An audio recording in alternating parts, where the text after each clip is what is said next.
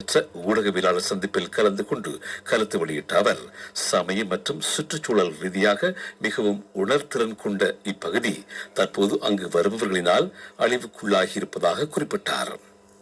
இந்த பெருமதிமிக்க சுற்றாடல் வலயத்தை பாதுகாத்து எதிர்கால சந்ததியினரிடம் கையளிப்பது அனைவரதும் பொறுப்பாகும். அந்த பொறுப்பை முன்னிறுத்தி கிளீன் ஸ்ரீலங்கா திட்டத்தின் கீழ் இது நடைமுறைப்படுத்தப்படுகிறது. இதற்கமைய குறுகிய, நடுத்தர மற்றும் நீண்டகால அடிப்படையில் பல திட்டங்கள் முன்னெடுக்கப்பட உள்ளன. இதற்கு சுற்றாடல் அமைச்சு, பாதுகாப்பு அமைச்சு, பொது நிர்வாக அமைச்சு உள்ளிட்ட பல அரசு நிறுவனங்கள் பங்களிப்பு வழங்குகின்றன. அத்துடன் தன்னார்வ தொண்டு நிறுவனங்கள் மற்றும் சுற்றுச்சூழல் அமைப்புகளையும் இந்த வேலை திட்டத்துடன் இணைந்து கொள்ளுமாறு அழைப்பு விடுக்கப்பட்டுள்ளது. லங்கா சமசமாஜ கட்சியின் தலைவரும் முன்னாள் சிரேஷ்ட அமைச்சருமான மறைந்த பேராசிரியர் திஸ்ஸ விதாரணவின் பூத உடலுக்கு ஜனாதிபதி அனுரகுமார திசாநாயக்க இறுதி அஞ்சலி செலுத்தினார். பேராசிரியர் திஸ்ஸ விதாரணவின் பூத உடல் வைக்கப்பட்டிருந்த என்எம் பெரேரா நிலையத்துக்கு நேற்றைய தினம் சென்ற ஜனாதிபதி அங்கு அன்னாரது உடலுக்கு தனது இறுதி அஞ்சலியை செலுத்தியதுடன் அன்னாரது குடும்ப உறவினர்களுக்கும் தனது ஆழ்ந்த இரங்கலையும் தெரிவித்தார். இறுதி கிரியைகள் இன்று பிற்பகல் 2 மணி அளவில் பொருளை கனத்தையில் நடைபெற உள்ளது. நீங்கள் கேட்டுக்கொண்டிருப்பது இலங்கை ஒலிபரப்பு கூட்டுத்தாபனத்தின் செய்திகள்.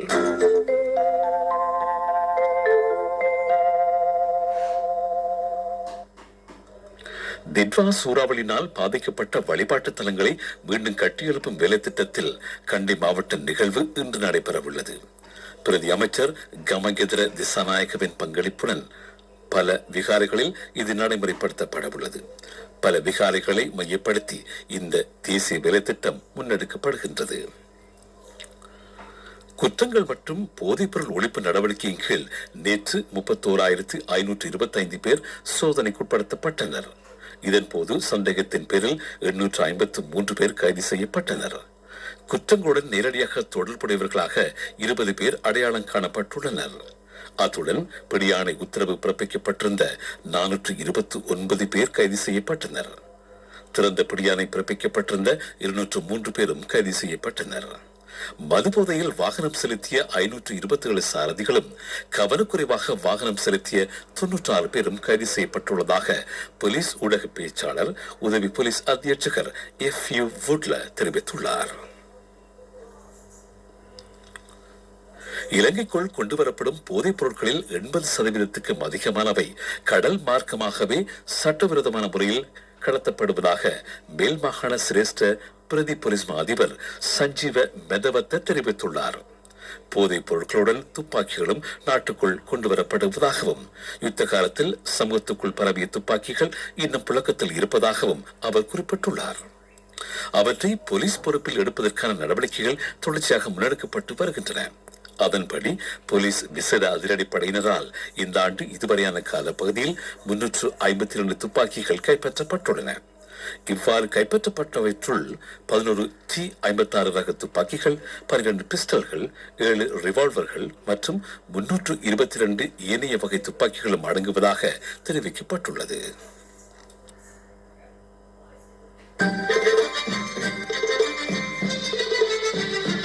பிரதான செய்தி வழங்குவோர் பல்கலைக்கழகம் சுப்பிரவிக்கப்பட்ட ஓரைட்டுக்கு சமமான பாதுகாப்பினை வழங்குவதாக உறுதிப்படுத்தியுள்ளது.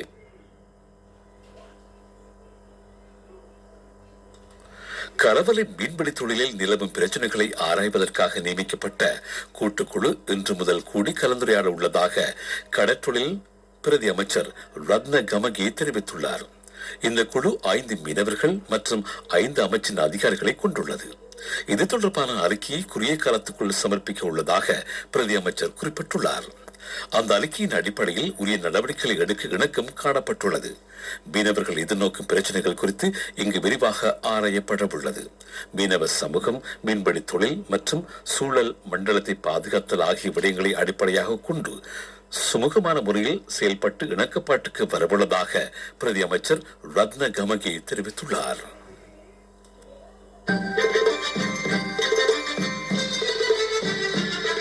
பிரதான செய்தி வழங்குவோர் பல்கலைக்கழகம் சுப்பிரவிக்கப்பட்ட ஓரைட்டுக்கு சமமான பாதுகாப்பினை வழங்குவதாக உறுதிப்படுத்தியுள்ளது. அபிவிருத்தி செய்திகள்.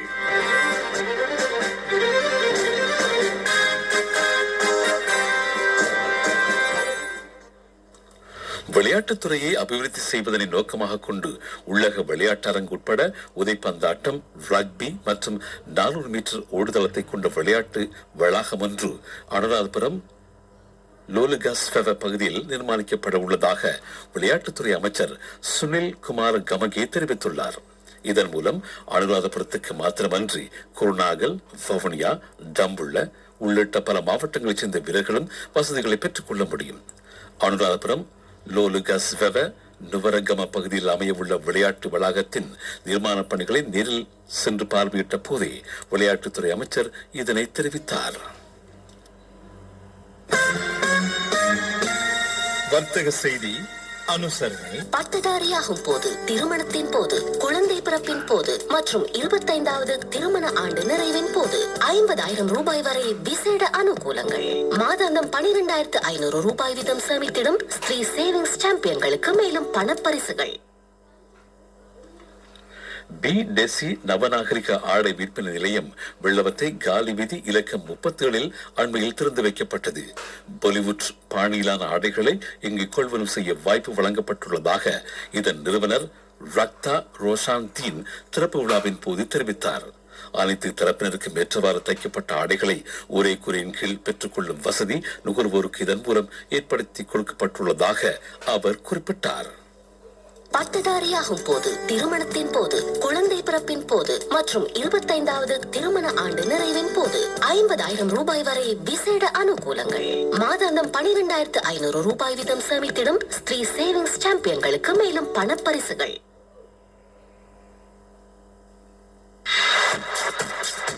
பொருளாதார செய்திகள் அனுசரணை.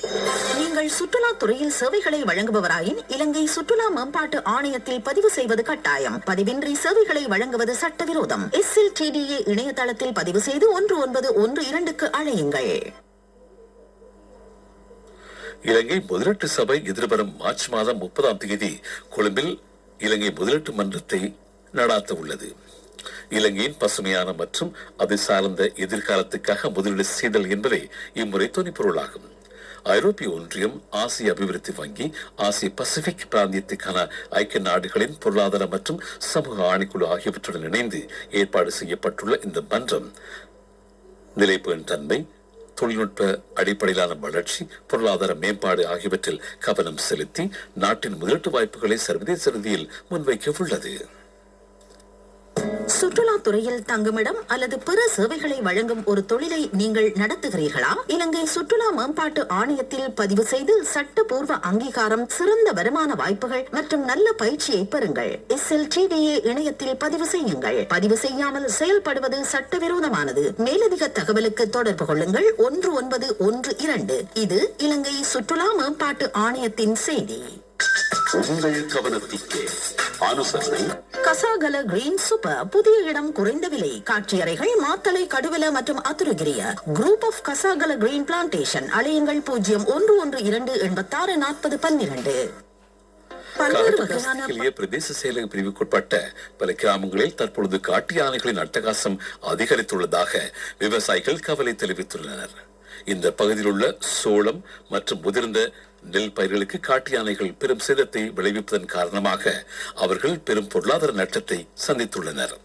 இது தொடர்பில் வனஜீவராசிகள் திணைக்களம் கவனம் செலுத்தி தமக்கு உரிய தீர்வை பெற்றுத்தர வேண்டும் என விவசாயிகள் கோரிக்கை விடுத்துள்ளனர். பல்வேறு வகையான பசுமை விவசாய பொருட்களை சந்தைக்கு ஏற்றுமதி செய்து நாட்டுக்கு அந்நிய செலாவணியை கொண்டுவரும் முற்றிலும் தேசியமயமான வியாபாரம் கசாகல கிரீன் குழுமம். கசாகல கிரீன் குழுமத்தில் பசுமை விவசாய உற்பத்திகளுடன் உள்ளூர் மற்றும் வெளிநாட்டு இலங்கையர்களும் இணைந்து கொள்ளலாம். ரூபாய் 1,00,000 தொடங்கும் விவசாய முதலீட்டு வாய்ப்புகளை பயன்படுத்தி மாதாந்த நன்மைகளை பெறுங்கள். இன்றே எங்களுடன் சேருங்கள். விவரங்களுக்கு 0112077787.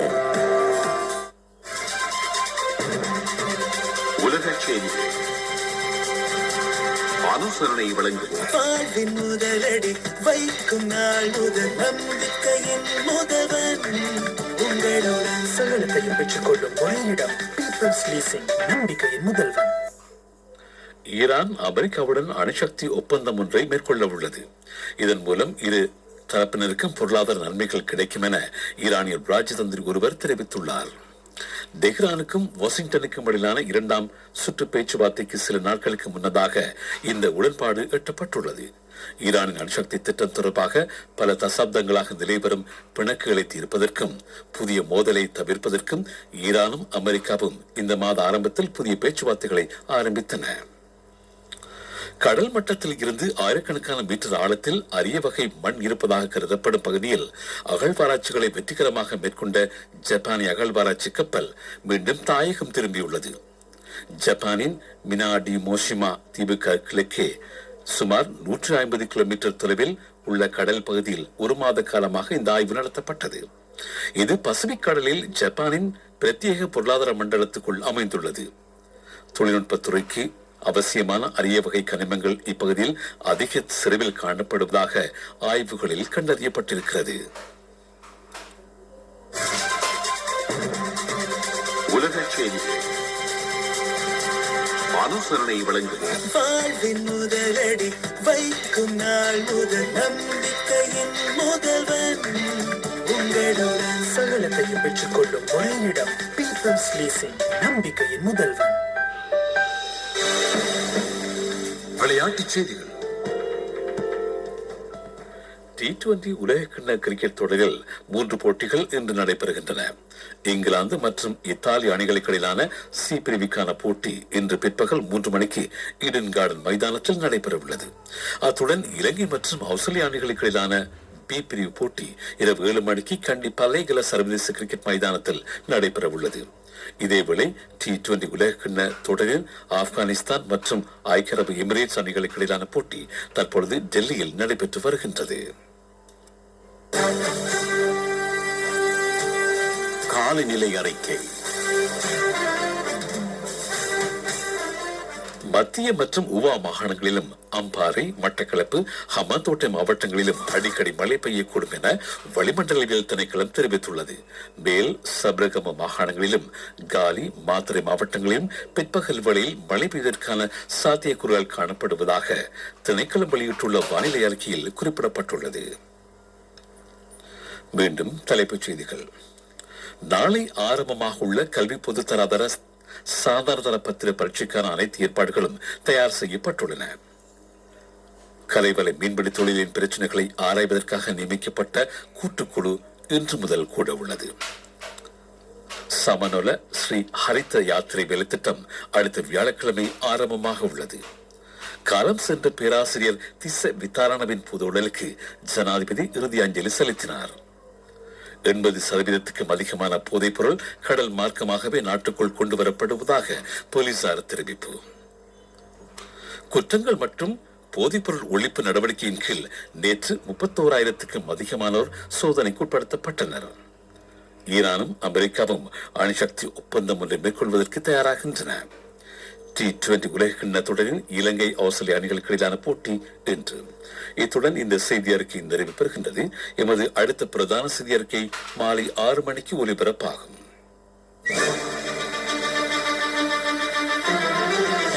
நீங்கள் கேட்டுக்கொண்டிருப்பது உங்கள் அன்னை வானொலியின் தென்றல். தென்றல் FM நேரம் 1 மணி 2 நிமிடம். உங்கள் மருந்துகளுக்கு அதிக விலை கொடுப்பதை தவிர்த்துக் கொள்ளுங்கள். அரச உசசெலவில் சாதாரண விலைக்கு மருந்துகளை வாங்குங்கள். அல்லது வேறெந்த மருந்தகத்திலும் உங்கள் மருந்து துண்டுக்கு SPC மருந்துகளை கேட்டு வாங்குங்கள். இது அரச மருந்தாக்க கூட்டுத்தாபனம் தரும் தகவல். மதிய விருந்து சுவாரஸ்யமும் சுவையும் நிறைந்த தகவல்களுடன் உற்சாகமான பாடல்கள் தந்து மதிய நேரத்தை உங்கள் மனம் கவர் நேரமாக மாற்றும் மதிய விருந்து. மதிய விருந்து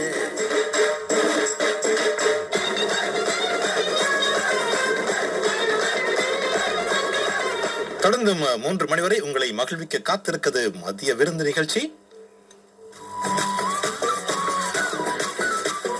3 மணி வரை உற்சாகமாக இருக்கலாம் நேர்களே. உணவு அருந்தும் போது உற்சாகமாக இருக்கலாம், உணவை அருந்திய பின்னும் உற்சாகமாக இருக்கலாம். ஒரே வழி இப்போதைக்கு மதிய விருந்து மட்டுமே.